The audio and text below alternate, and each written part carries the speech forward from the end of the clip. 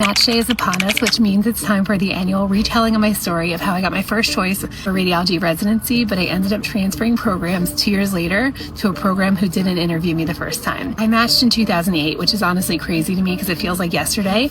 I went to med school in New York at Albert Einstein College of Medicine, and I matched there, which was my first choice for radiology residency. I was so excited to stay there, but I decided to do a one-year internship in Philadelphia because I wanted to try something different for a year. So I moved to Philadelphia for what was supposed to be 1 year. And the first week of intern year, one of my co-interns, Nick, was like, you have to meet my friend Howard. You guys literally were at University of Florida at the same time and you never met. We just matched for radiology residency in Philadelphia. So we finally met and we hit it off and we were dating. And so when we both started our radiology residencies, he was in Philadelphia and I was in residency in New York. So we dated long distance.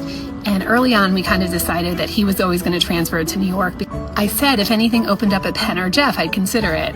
So he tried unsuccessfully to transfer all year to New York. I wasn't looking.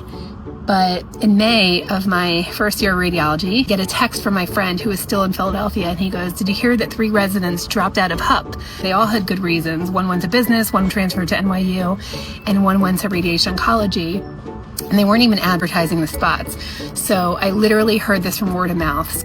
I decided that it was a sign. So I emailed the program director. The next day I had an interview and they offered me the spot there at Penn. I ended up leaving my program at Montefiore, which was a really hard decision. I know I let people down, but at the end of the day, I had to do what was best for me and hopefully my future.